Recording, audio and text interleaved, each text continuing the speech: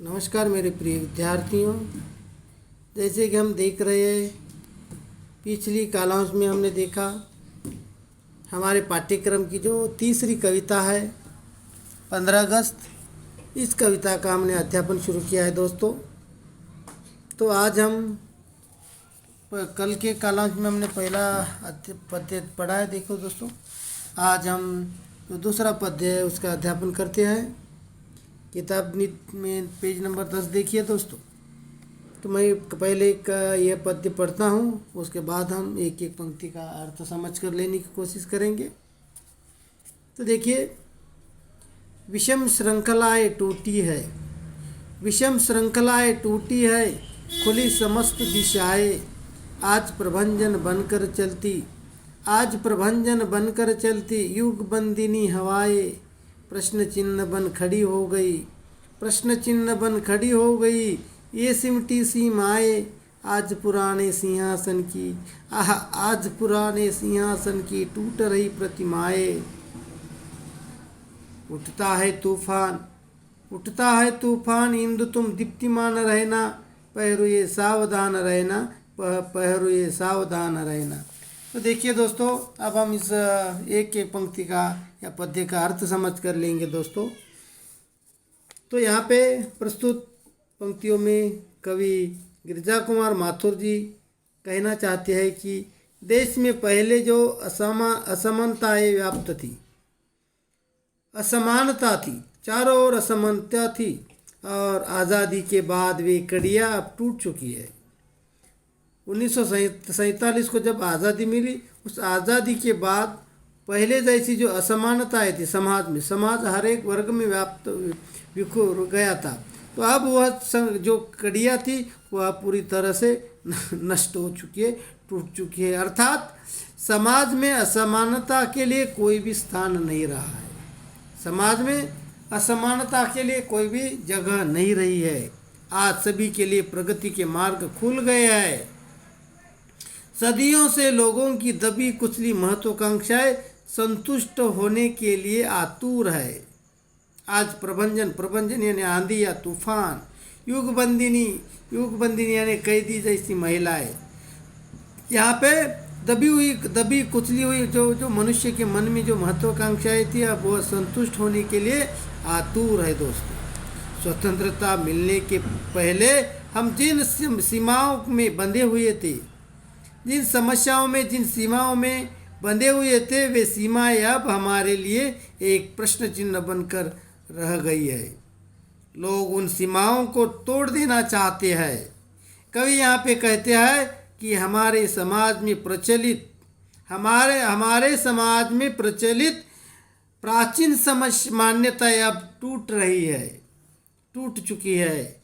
वे यहाँ पे कहते हैं कि पुरानी मान्यताओं को बदलने में समाज के कुछ वर्गों का विरोध हो सकता है।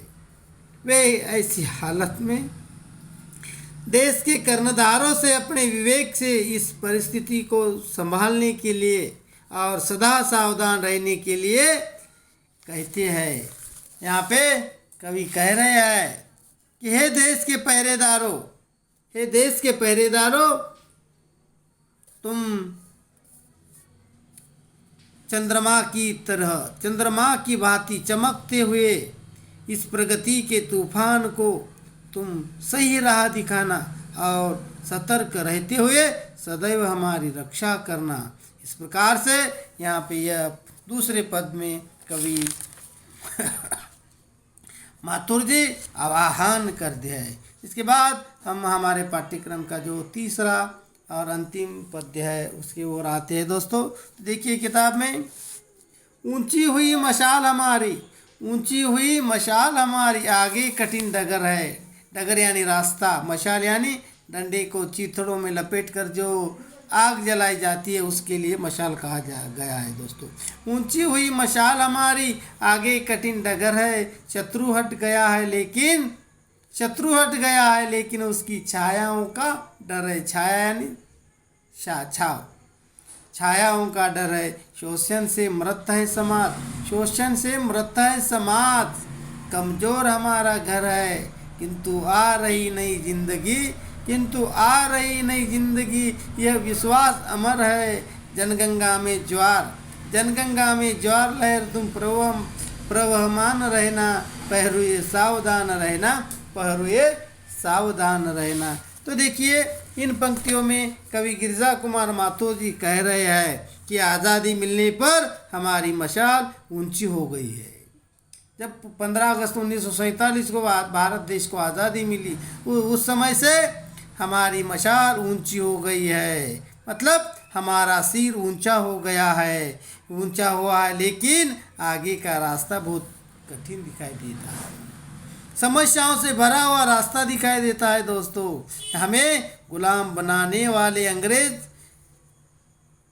अर्थात हमारे शत्रु तो चले गए हैं, हमें गुलाम बनाने वाले हमारे शत्रु अंग्रेज हमारे देश को छोड़कर तो चले गए हैं, लेकिन उनकी छाया के रूप में देश में छद्म शत्रुओं की कोई कमी नहीं है। उन्होंने अंग्रेज तो चले गए, लेकिन उन्होंने उनकी विचारों पर चलने वाले हमारे समाज में समाज शत्रु अभी भी हमारे देश में मौजूद है, हमें उनका डर है। ऐसे शत्रुओं का कवि कहते हैं कि उनका डर है। हमारा समाज शोषण से जर्जर हो गया है,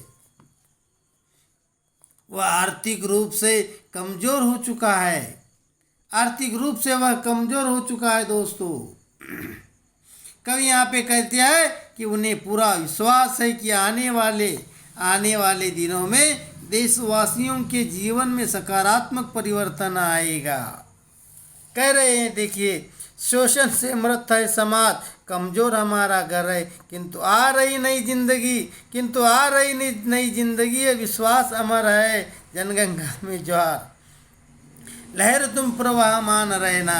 यहाँ पे कवि कह रहे हैं कि आने वाले दिनों में देशवासियों के जीवन में एक सकारात्मक दृष्टिकोण, सकारात्मक परिवर्तन हमारे जीवन में आएगा, ऐसा कवि का मानना है। दोस्तों यहाँ पे आगे कवि कहते हैं कि आज़ादी मिलने के बाद देश की जनता में एक नया जोश पैदा हुआ है, एक नया जोश भरा आया है, और कवि चाहते हैं कि वह जोश कभी कम न हो जाए, वो जोश जैसे कि वैसे और बढ़ते रहे, लेकिन वह जोश कभी कम ना हो। वे आगे कहते हैं कि देश के पहरेदारों तुम दुश्मनों से सदा सावधान रहना।